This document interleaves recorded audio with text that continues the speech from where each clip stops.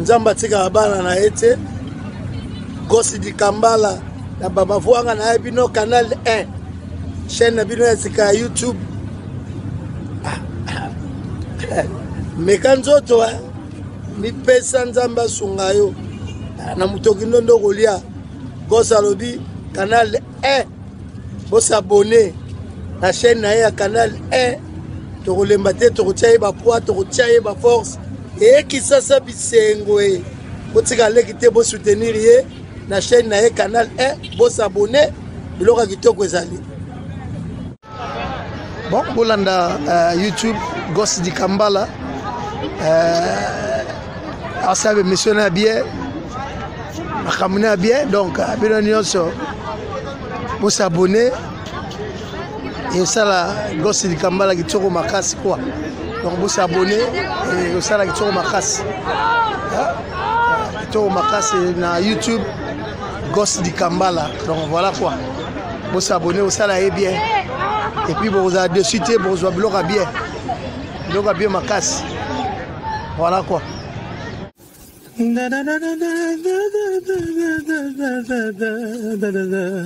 Suivez tout le monde la chaîne Canal 1, suivez chaque jour la chaîne Canal 1 avec Gosse di Kambala, Molobelina Bisso, avec Gosse di Kambala, Molobelina Bisso, Canal 1, le formidable Juste Viena, statut spécial, aïe.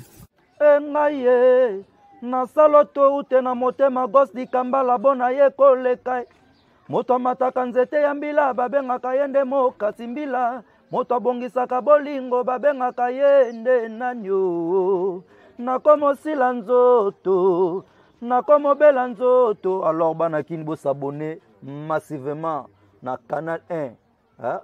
Donc bo s'abonner bo zala décité bo zo ba news a bien mais Gosse di Kambala ba sepelano makasi basala assembla toujours check, jamais pareil. Boyi kaka kokende wane komi manda damine. Maya komi milanga yo so kate Gosse. Nyoso zesinga. Gosse di Kambala, c'est pour bientôt. Les héroïnes Gosse di Kambala, pardon. Balobi boye baraki na minito deux fois. Makambo ye, oh nyoso ye bagite ye basiko. Voilà.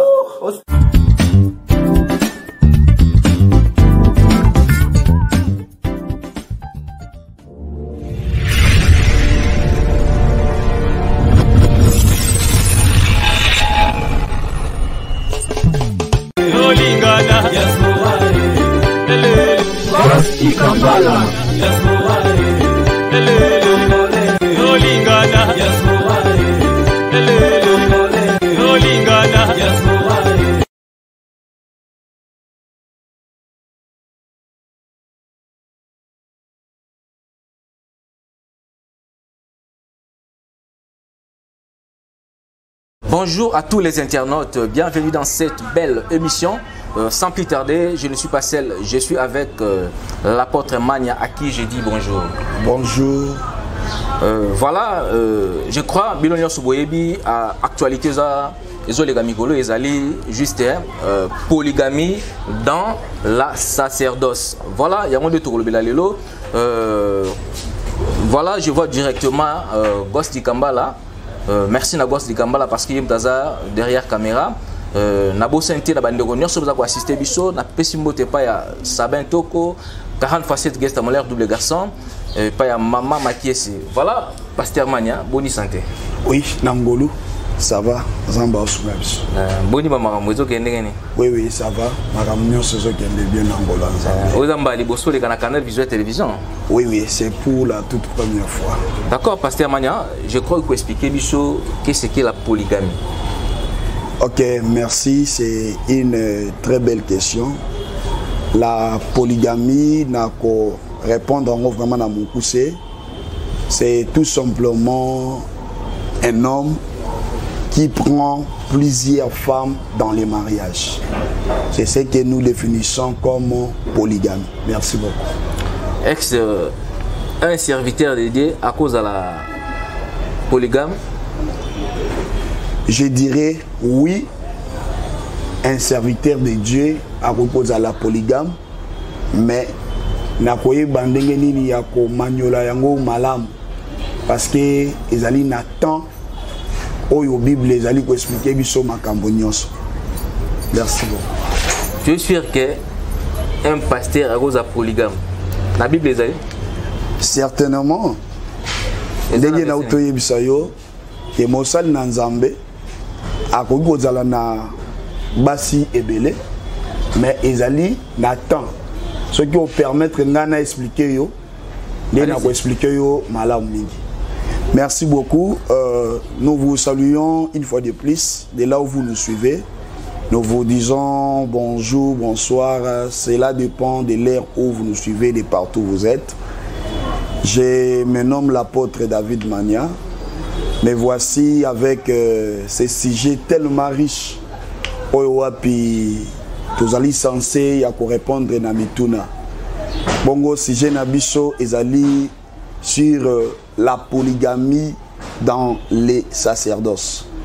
Na outi ko définir polygamie d'abord lokola la partenaire moko ya mobali oyo azali na basi mibale to misatu. Bongo sacerdoce na azali ko définir yango lokola la fonction moko oyo ezali na privilège na Batu Oyo Baza ya Nzambe. C'est une fonction de privilège pour les sacrés. Voilà un peu. Voilà la question Oyo FM Ndegonabiso journaliste Atunibiso Soki Mosali na Nzambe akoki kozala na basi mibale to misatu. Yango na répondre oui par rapport ya temps pe na ko justifier oui wana par rapport aussi ya temps. Nakoya ko démontrer biso parce que na kati ya loi nde toza komona bisika makambo eza ko salema. C'est-à-dire dans la loi, les hommes de Dieu avaient le privilège d'avoir beaucoup de femmes. Mais à ce temps de la grâce, je vais me justifier en disant non. Parce que na temps oyangolu tozali lisusu te na ndingisa ko sala makambo oyo. Merci beaucoup. Comment on pasteur Cass, ou à l'église primitive, Ndenge Abali 13e femme, et puis Azana Katia polygamie, et en plus, Bassignor so Abala Rabazara toujours ba vierge. N'habite penser nos années par rapport à Artoine pasteur Cass. Bon. Merci beaucoup pour la question. En tout cas, par rapport à Mosali Oyo, pasteur Cass, je crois que vous avez malam mingi tout en appel la Bible. Parce que tu regardes que sur ba réflexion na ba raisonnement mais essayer na biso tout en la Bible. Bible ko répondre biso malam plus que biso bato. Tu rejoins mukanda il y a Romains chapitre 10 verset 1er. Qui nous a 3e verset. Joshua Romains. Romains chapitre 10e verset 1er. Natangi na kombo na Yesu. Romains, je m'excuse. Romains 10 1er. Natangi. Frères, levez de mon cœur et ma prière à Dieu pour eux, c'est qu'ils soient sauvés. Deuxième, je leur rends les témoignages qu'ils ont du zèle pour Dieu, mais sans intelligence. Troisième, ne connaissant pas la justice de Dieu et cherchant à établir leur propre justice, ils ne se sont pas soumis à la justice de Dieu. Quatrième, car Christ est la fin de la loi pour la justification de tous ceux qui croient. Parole du Seigneur. Que le Seigneur Dieu nous bénisse. Par rapport à cette écriture, j'aimerais que nous puissions comprendre une chose. Il y a une culture juive auquel les Juifs doivent vivre. Il y a aussi une culture, on peut dire une culture africaine, précisément on parle des Congolaises, que les Congolaises doivent vivre. Il y a certaines choses dans la Bible qui ne regardent que les Juifs. Cela ne nous concerne pas. Nazongi nakatia likomi, Bible awa Romain, Paul ndazote ya na Romain, azolo balobi veille à motema na ye, pe prière na ye, ezali ete bango bazala sauver, bango baza banan Israël. Et je sais que Israël ezala sauver et alobi azo rendre témoignage pour na bango, pour bazali na zel. Mais zelo bazana nango ba na mayele te. Zambalola pambola bino. Et cependant que tous gens comprendre que mayele ezalaka enseignement mobimba na Bible. Voilà. Po mayele oyo Bible ezakoloba to nzamba zakoloba na biso ezali penda mayele te ya kilasi. Mais ezali mayele ya nzambe.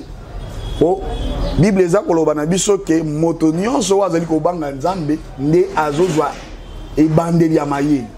Omoni c'est que awa moto nyonso oyo azosala makambulo lenge nzamba lingite azozala moto azana bazel mais azozala sans intelligence.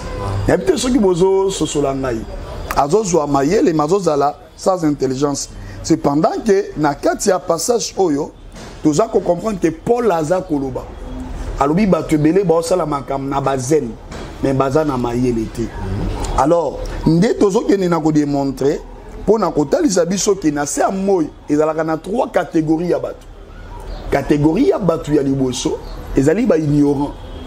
Alors ignorance nzamba tangelaka mutu yango te po ezali ta o mutu azana kozanga boye. Et catégorie ya batu ya mibale na se amoy tozana ba incrédule. Na se amoy ezana batu mususu oyo ata oyebisi vérité ondima yote ata zomona makambo zosala ezomona nzamba za koloba ondima yote batu abongo baza na se amoy. Et troisième catégorie ya batu toza pe na batu musu baza ba croyant, c'est-à-dire baza ba Kristo bazali ko pratiquer makambo oyo Bible lobi.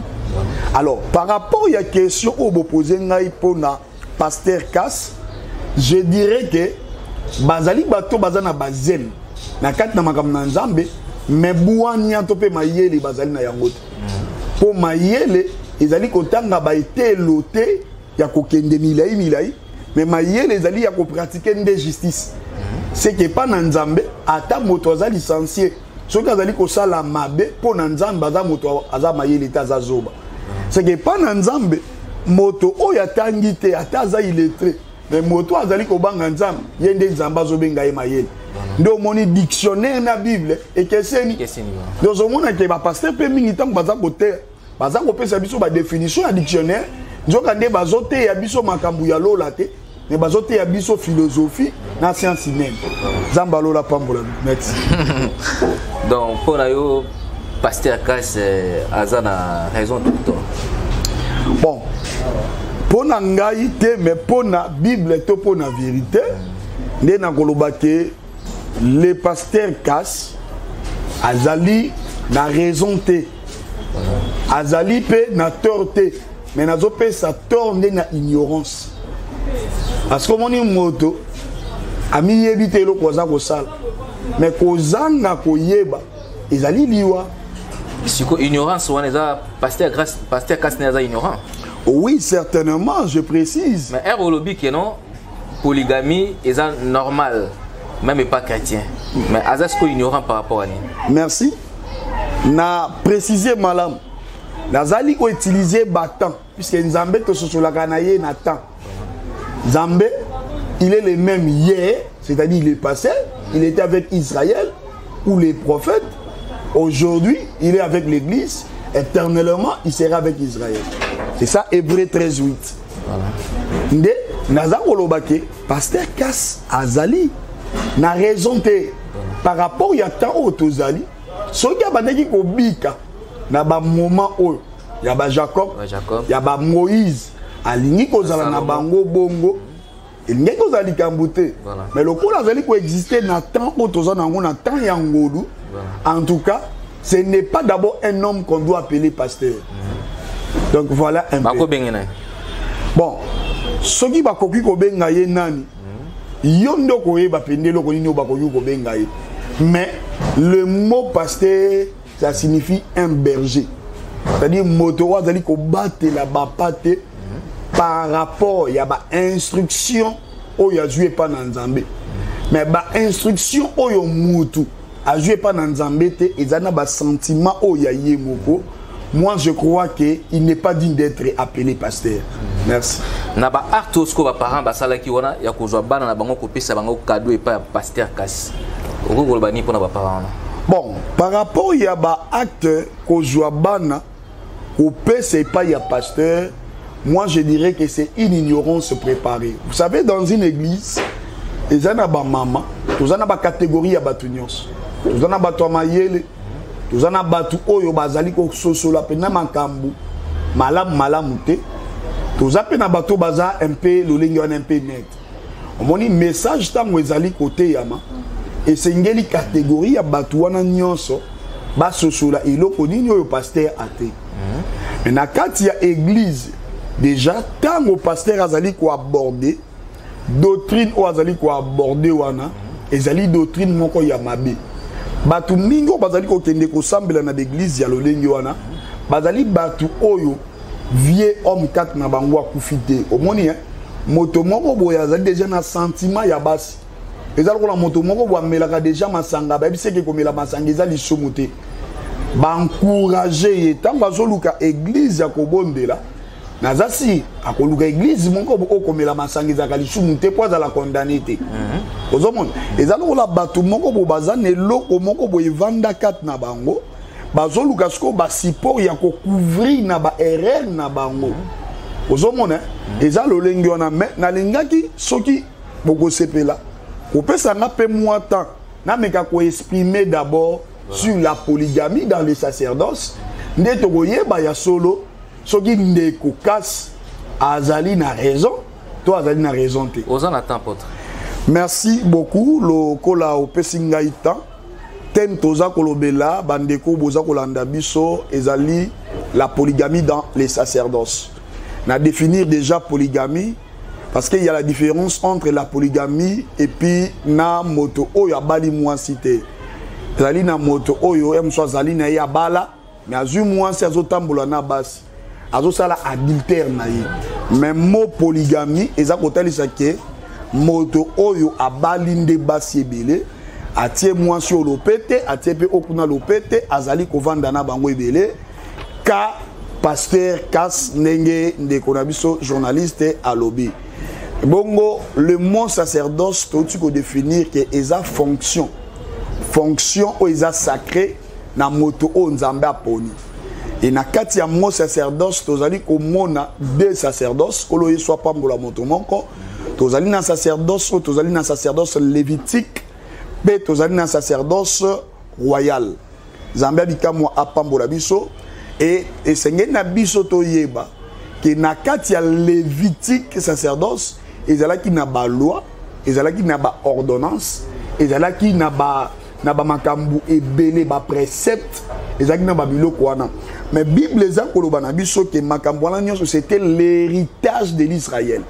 Omoni c'est que tant tozoloba héritage à Israël c'est que makambu wana etali biso te ezalaki makambu o mobeko ya Israël po ngai na yo toyebi ete nzambe azalaki nzambe na biso te azalaki nzambe ya bapaya et tango bapaya bazopesa mukongo nda azoyepa na biso nde likombe lobi ete tout celui qui l'a réussi lui a donné le pouvoir de devenir enfant de Dieu mais il était venu en Israël Israël n'a pas voulu de lui et c'est pendant que Israël azana mibeko oyaye o Israël bakokaki kobika yango bien aimé dans le Seigneur et cependant nalingaki aussi tomeka kososola moi likambo wana muke la loi les préceptes les ordonnances c'était pour Israël.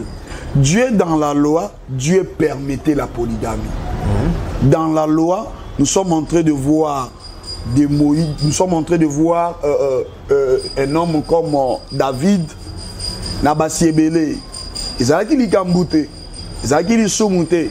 D'ailleurs, Nzambaza Kobengaye, l'homme selon mon cœur, mais azalaki na basi ebele ezalaki problème te dans la loi tozali komona pe lisusu ndeko na biso Salomon Bible elobi azalaki na 700 femmes et puis 300 concubines na kati ya loi to katelie likambo moko te ezalaki héritage ya Israël esengelaki bango ba hériter loko wana mais lokola Nzambe azali maître ya temps et ya circonstance simba nange longo ke makambo wana nyonso ezalaki ombre des choses à venir ezalaki Nzambe abandaki koluka côté puisque cette loi c'était comme une pédagogie pour que le Seigneur puisse nous prêcher parce que toza komona makambo wana nyonso réalité nango eza lelo ezali na nzoto ya Yesu donc c'est pendant que tango moto azali kobika na lolenge akobika na lolenge wana na polygamie na temps otoza na yango c'est que moto wana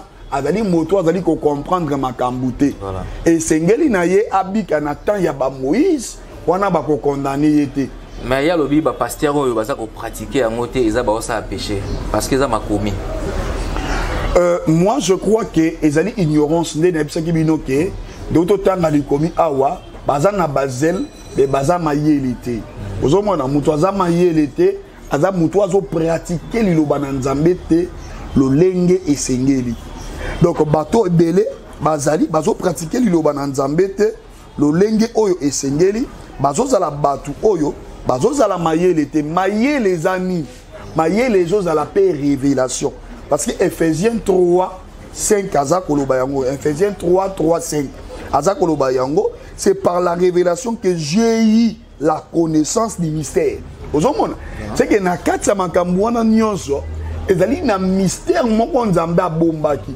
ozomona nde likomi lobi à la loi et au témoignage si l'on ne parle point ainsi il n'y aura point de l'aurore ozomona c'est que la loi ezozala mobeko témoignage ezozala ngolu c'est que esengeli na biso tokende de gauche à droite pour aurore lokola Yesu abima c'est que ceux qui louent ezate témoignage ezate aurore akobima te merci beaucoup voilà nanenge procureur général a joué dossier à pasteur Kass il a décidé bakanga pasteur Kass na habité koloba nini pona procureur bon ngana senga l'état sala musala na ye Bible lobi à César ce qui est à César ya Nzambe o iza ya Nzambe na minute oyo na yebite eloko nini oyo na ko sengela ye prière tonini te na ko sengela pe malheur te po Bible lobi ko sepela na malheur ya muninga te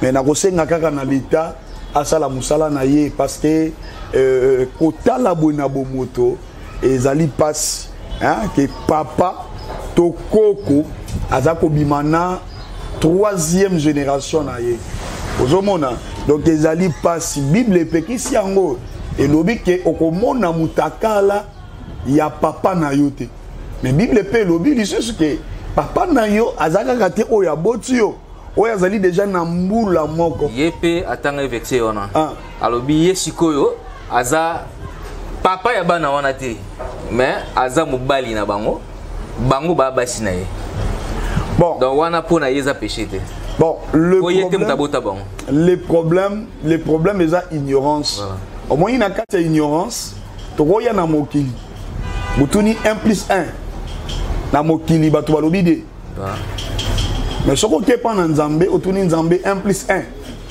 Nzamba ibisio 1 au moins eza na confusion lolengi wana mokili eza ko marcher na science ezo marcher na philosophie Nzamba azali ko marcher na divinité bo Nzambe ndango nde moni tangu Yesu abandaki koteya ba langage ya Yesu mingi bato babanda ko kambote tangu azolo babo Bible lobi babanda ko zala frapper na doctrine voilà ozomona parce que ezalaki na des langages bato babanda ko comprendre ngote donc ngana koki koloba par rapport yeloko wana ndeko azana ignorance ya makasi ndo ozali ko mona azali ko nier ko banda o yaboti bazali kolo ya mwasi wana siko Bible lobi ke okomona mutakala ya papa na yote ozomona okomona mutakala ya mwasi ya papa na yote pe okobima na mwasi ya ndeko na yote ozomona sinon biloko wana nyonso eza abomination et pas na nzambe ozomona mais ce que tangu ndeko azali kosala eloko wana directement aza mutu oyo l'état esengeli atie maboko et puis doctrine wana to église wana esengeli ba effacer yango parce que babika en église wana il y a de parents mosusu baza wana bango pe ba forcer kaka bana na bango na ba mariage donc c'est-à-dire ba forcer donc c'est-à-dire quoi bah ça mariage forcé donc ba forcer bana ba na mariage pour na ba parents ba tirer na église wana ou ba continuer na ba idée wana na éviter ko bana bango ni bon na koki kouta na kati ya source d'abord ya bisika ndeko kasi abimi abimi na église oyo babengaka les messages des temps de la fin église ya frère Branham na kati wana au senti ke bakabwani bazala ke belé ba utie belé bakabwani di oka ke mupandi omona pe koto yo pasteur omsu ya Rigini ye pa ke mupandi kaspe ake mupandi déjà omoni eloko o ezala mabe eloko to bengaka tour de Babel tour de Babel eloko ezalaka déjà mabe tant bazalaka bango nyonso même tant ba panzani eza mabe et utikala toujours mabe de par là nazali ko répondre ba parents oyo bazana kati ya doctrine oyo ya pasteur Kas ya mobali moko to pe pasteur akoza na basi ebele eza doctrine ya lokuta eza doctrine ya mabe makam na nzambe nous devons les comprendre dans les temps. Le Dieu que nous servons, c'est un maître des temps et de toutes circonstances. Comprenez que le passé, c'était autre chose, le présent, c'est autre chose. En ce moment, nous sommes dans une alliance dont Jésus-Christ azali les sacrificateurs. Et c'est pendant que rideau y a temple et katani, il n'y a aucune loi, aucune condamnation. Alors, Paul Azakote à l'obi, si la première alliance a été sans défaut, il n'y aurait pas eu la seconde alliance. Au moins, c'est que na la première alliance, il y a qui n'a pas de défaut. Il y a qui ombre pédagogie ndenge Bible lobela, zamba bandaki ko bimisa ba matière pour até ya biso na katia réalité. Donc je dirais à ces frères et sœurs dans le Seigneur qui me suivent de loin ou de près, le croyant du ministère du pasteur Kas, vous devez passer par la délivrance. Vous avez besoin de la délivrance et vous avez besoin de Christ dans votre vie. Donc Nzambe yabika moi a Simbabino boso sola ki bozala ki nakati ya lokuta ma enseignement wana ezalaki enseignement ya mabe ezalaki enseignement moko ya loi enseignement moko archaïque o wapi Nzambe azozwela ngo gloire te ozomona journaliste tangu mutu azolinga moi si je ne sais pas est-ce que c'est l'esprit ou c'est la chair, c'est-à-dire le sentiment est lié par la chair. Le sentiment n'est pas lié en esprit. Or, Job a prêché en disant que en réalité dans l'homme c'est l'esprit. Voyez maintenant, quand maintenant un pasteur c'est dit qu'un pasteur, mais il veut avoir 3, 4 femmes. Comprenez que ça n'a rien à voir avec l'esprit. Ce sont ses sentiments propres qui les poussent à le faire. Cherchons maintenant des bases bibliques pour se soutenir dans les faussetés. Ce n'est pas normal. Je ne sais pas, journaliste, Bozana moi il y a 10 ans, moi il y a 18 ans. Bah, il y a 32 ans, il y a 35 ans, à 8 mois, à violer. Quelle serait ta réaction? Vous ne voyez pas que Batololengo baza batumoko bo yako kanga et puis l'église à l'olengo eza l'église moko yako scellé ango. L'État congolais prend tes responsabilités.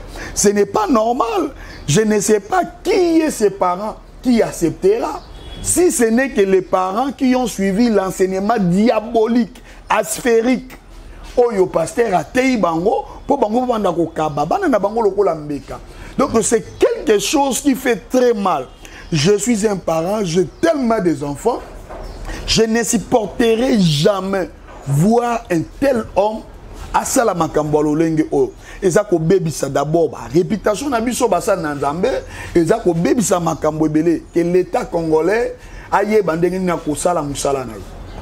Voilà, Naouti Golanda, Nengolo Baki a obi, na source d'aller bazar ensemble avec Bakabon, Pasteur Kas, Navranam Kuna, et Zaga Jama Bemo Zada na Katia Mabeni. Bon, je réponds, je serai franc et direct. Cet évangile ou ce ministère de Branham, les messages des temps de la fin, en commençant par lui-même, Branham, c'est un grand menteur. Donc Branham, c'est un grand menteur. Par rapport et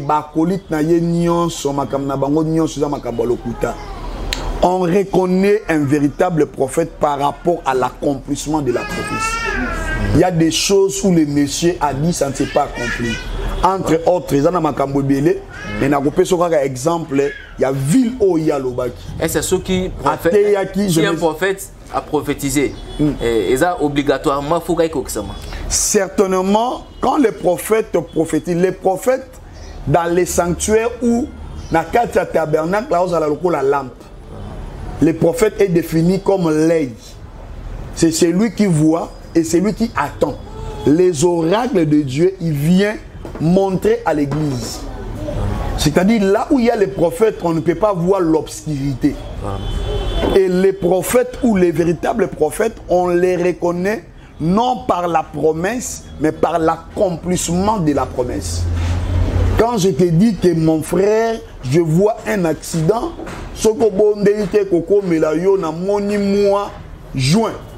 Et un prophète ne parle pas dans l'incertitude, mais un prophète parle dans la précision. Je vois au mois de juin. Et c'est là, ce que bon délité, accident comme il faut t'attolaquer, naza mosakolia soli. Mais ce qui est le comité, nous devons faire très attention. Raison pour laquelle tout le monde qui même bande de rebelle, au balobaki élection ezate na mboka, au balobaki makambo belé. Mais na souka nango tu es là pour ne pas indexer les hommes de Dieu. Tout le monde élection les cani. C'est que bande ko nyonso balobaki babilo ko wana, ils doivent chercher Dieu. Na lobité que baza faux, mais sengeli balukanzam. Quel est l'esprit qui les a informés? Parce que Dieu parle, l'homme parle, et les diables aussi parlent. Et si nous ne faisons pas attention, nous ne faisons pas attention, nous allons nous confondre la voix du diable entre la voix de Dieu. Mais attention, parce que la Bible dit, mes brebis attendent ma voix. C'est que moutois a brebis, il y a berger, il faut y voix naïe. Déjà, tant aux gens, on que oh papa. C'est que moutois a le voix papa naïe, c'est qu'alliance déjà kata d'épical. Que le Seigneur Dieu nous bénisse. Voilà, parce que aujourd'hui, la prophétie belé, Branham a fait ça et Koki Samate. Oui. N'est-ce pas prophétie? Prophétie, nous sommes qui a qui ville Oyoya, New York et Kokouya avant que moi n'aille à Koufa. Billy Graham.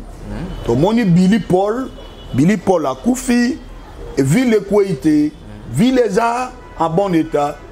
Donc déjà wana, tout le monde dit déjà qu'il n'est pas un prophète de Dieu. Parce que la prophétie, Batubayo Kakiango, a terre qu'on a ba brochure naïe et Batubaye Biango et Koki Samite. Et puis les gens appelés branhamistes, ils n'en parlent pas de ça. Aux hommes, et puis ceux qui dit doctrinalement par là, nous sommes en train de voir des bévis dans cette église de Branham, soit disant que l'église des messages des temps de la fin ou les prophètes des temps de la fin. Il n'a jamais été un prophète des temps de la fin. Le véritable prophète des temps de la fin, c'est le Seigneur Jésus. Donc comprenez que Ezana Makambo Belé, on est à sujet mususu. Ce que tu as dit, tu as kokota pour na kobimisa lokuta. Na Makambo ezali na kata secte wana, les églises yanzambe te eza secte. Ah bon? Eh, na Makambo ezali na kata secte wana, ça va créer beaucoup du temps. Alors que la télévision, le temps coûte cher. Bon, comme on a Pasteur Kassi, oui, c'est vrai. Azanator, Aza ignorant. Nengazo Koba la basi be na temps oyo, Aza kolinga ba minère. Siko comment na kaka basi yango nyonso ba minère wana bazara ba fille vierge. Pourquoi alingara ba fille vierge? Bon, wana question, eza question moko malamu mesengela ko tunaye po yende mutasala ngo. C'est question moi malamu. Non, bon, attends, dans la loi, dans la loi, on ne pouvait épouser une fille vierge. Nakata mobeko, et ça nakati yangolute. Nakati mobeko, soko lingo bala, et c'est ngelo luka moi soit mosika oyo ayebi mobilité nde moi oyo ko yobala yango moni na ba coutume mususu même ba africaine quelque part Afrique de l'Ouest tout ça est soki mobali a yebi moi si to a dévierger moi si normalement mobali wana aza censé yakobala moi soi hein puisque na kati ya loi et lobeli yango déterminant maza ko lobela yango ben soko yebi moi si alors que ozala ki fiancé té na moi si wana oza obligé ya kofuta 50 cycles d'argent na ba parents na ye et puis oza na droit ya ko benga na ye et sengeli obala moi si wana voilà ça c'est dans la loi dans la loi moto oyo yebi basi ebele lolengi wana abali bango te aza moto azo mériter kufa parce que la loi ezala ki dire la loi ebandaki ko boma soki otosi mobe côté et sengeli ba boma yo. Mais maintenant, dans la grâce, on n'a pas intérêt seulement à kobala moi sur azamo sika. Ozomona, ceux qui tobi total net na Congo, na mboka na biso awa bana basi beli baza déjà kobeba. Moi na ya déjà peut-être 15 ans, 12 ans, il déjà mibali aza kobeba. Sikoyo bana wana nyonso kobeba. Soki ba famille ba bandi ko contrôler bazonga na loi. C'est que parfois ba cousine na biso, ba nièce na biso, bana na biso mususu bazoka mabala te. Donc, Nangolu, Zambé, Alongoli, Yango, Christ est la fin de la loi. En ce moment, on ne parle plus de la loi, mais plutôt de la grâce, qui est un symbole de l'amour de Dieu. Kota la, basi yakas ne badalaki ya pasteur yakas pardon, ne bazalaki wana, bango nyonso bate biloko milaye. Na ebité. Ndenge bakendaka kana alignement na bango wana ya Branham ex na église pe kolata pantalon za rappel son. Bon, na quatre églises kolata pantalon, je dirais non. Yango na utako biso langage en Nzambe na langage ya batu ekese. Voilà. Bible eza kolobe la pantalon te mais olobe la les habits des hommes. Ozomona. O na mboka nyonso tozaka na ba culture. Voilà. Ozomona ba juif bazana ba culture na bango balataka ba robe. C'est que robe peut tomber dans le lamba moi si. Donc au Branham c'est que pantalon n'a rien à voir. Pantalon c'est un nom d'un français. Hein? Ils ont une moto. Oh ya sala qui ont combiné ça pantalon, d'a créé pantalon. Les pantalons en soi dans les pantalons il n'y a pas les péchés. Voilà. Mais Bible les a pour le banabiso moi si fois là t'as dit de manière décente. Voilà. C'est-à-dire que là ta pantalon na mais ce que kangi était dessiné nzoto na ya bo moi cité. Ezali ko betsa batuma bakute azali na ye malam. En tout cas moi je ne vois pas les mal. Beaucoup à ta mouchoir de tête soit tu à boucle d'oreille. Merci beaucoup. En tout cas côté à boucle d'oreille, tu peux coller ta mouchoir de tête. Nyon soit les enseignements. Tozolo ba puisque temps ils moukié mais tozope ça déjà ba précision. Toi qu'on a posé il y a détail, tu peux détailler malam. Hein? Paul aza côté ya na Corinthien alors que moi si avec ko bonde la tête mutu polele sinon azo déshonoré chef naye. OK. Ozomona c'est que na quatre églises ezaka na mobali moko biso nyonso tozalaka basi naye. C'est que moi si esengeli a couvrir mutu naye pour ayeba ko honorer chef naye qui est le Christ. Ozomona sikoyo na etonga to na église au moins si azali ko bonde la mutu polele. Azali mwasi oyo azali mwasi ya soni et puis tango azali mwasi ya soni prière na ye moye Nzambe ayoka yango ezali te puisque ezoza la prière moko ya mwasi ya soni. Voilà. Donc c'est pendant que version ezalaka claire mais je ne comprends pas comment beaucoup des hommes de Dieu ba comprennent te eloko wana ba misusu bazwaka lokola suki lokola foulard de tête oh non soki mutu aza na suki tout ça. Alors bazako comprendre eloko moko te yango tolobi ete mingi bazana bazel mais bazana mayeli voilà merci. Est-ce je crois oyebi pasteur Denilis. Oh oui nayebi pasteur Denilis tango ozomona Denilis bokansakane. Bon comme on a Denilis boye nayebi que c'est un pasteur nayebi que c'est un pasteur biso tozabana mike tozotala Denilis na télévision tout ça na yebeli na identité ya pasteur. Voilà, merci. Comment on a su qu'on est des les certes comme bimisa album nae comment on souligne pétage et le bel agoni. Bon, moi je crois que dans les sacerdoces, il y a la différence entre les chantres et les prédicateurs de la parole. Moi je lui reconnais comme un prédicateur et non comme un chantre.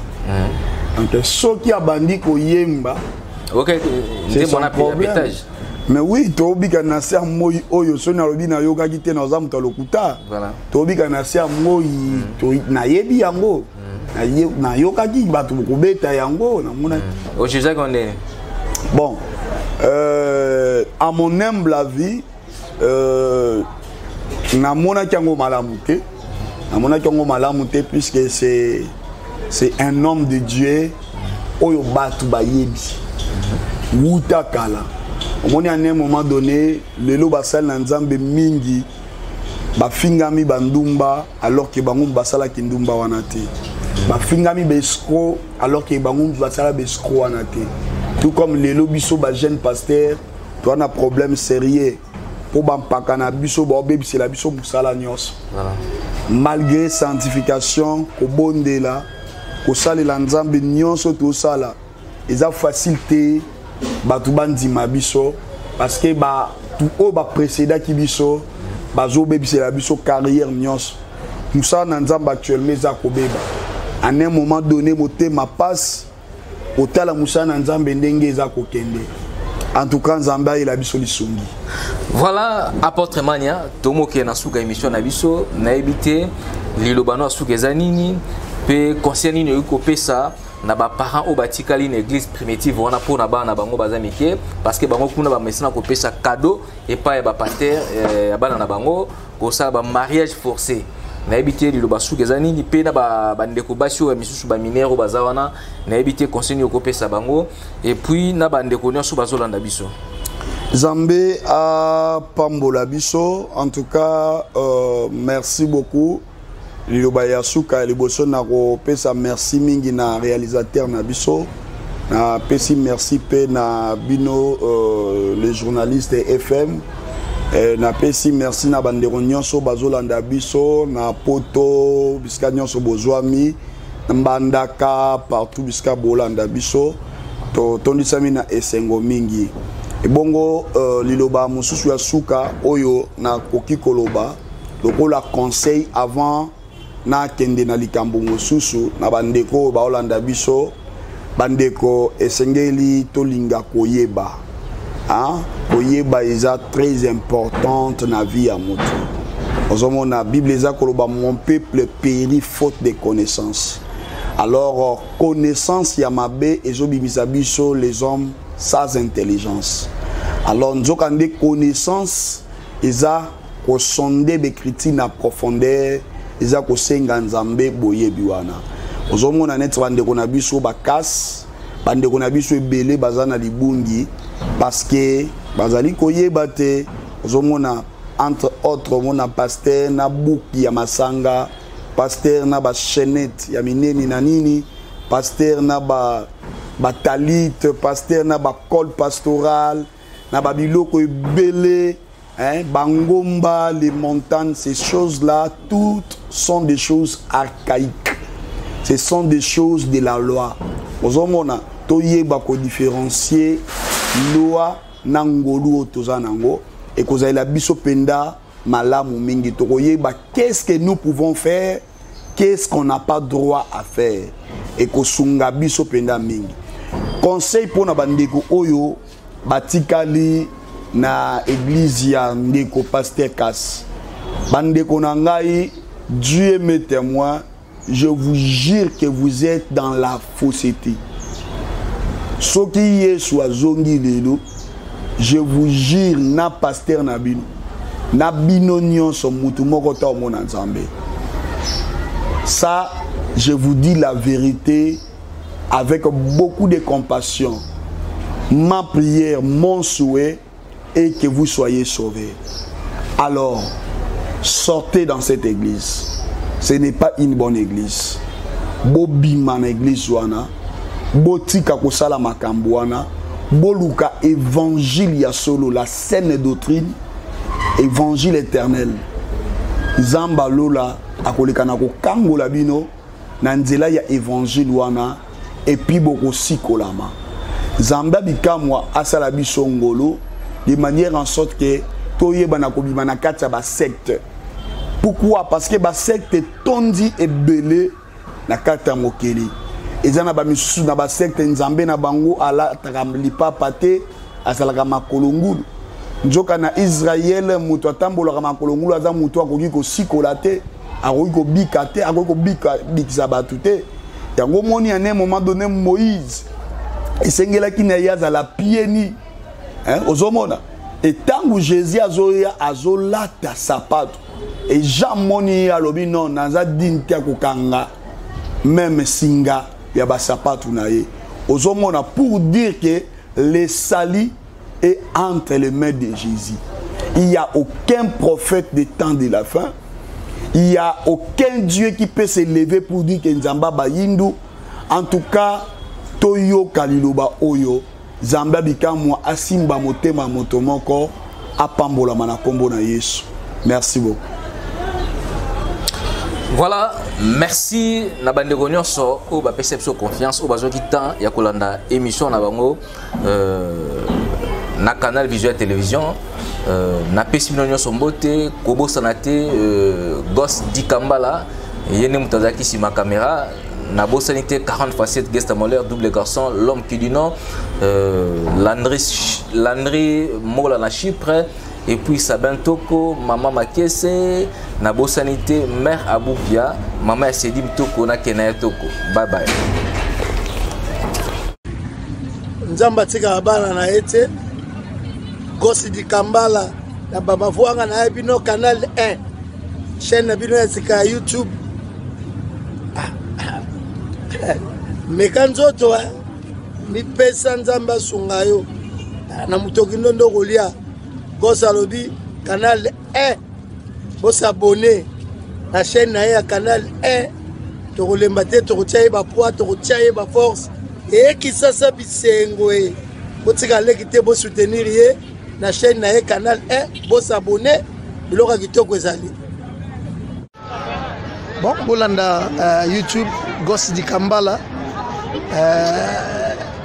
asabe missionnaire bien makamuna bien donc bino nyonso bo s'abonner et ça la Gosse di Kambala kitoko makasi quoi donc bo s'abonner et ça la kitoko makasi kitoko makasi na YouTube Gosse di Kambala donc voilà quoi bo s'abonner au ça la est bien et puis vous avez de suite vous avez bloqué bien ma casse voilà quoi.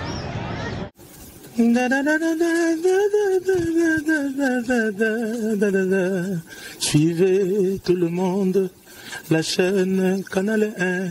Suivez chaque jour la chaîne Canal 1 avec Gosse di Kambala Molobelina Bisso. Avec Gosse di Kambala, Molobelina Bisso, Canal 1, le formidable Josdiena Stati spécial aye.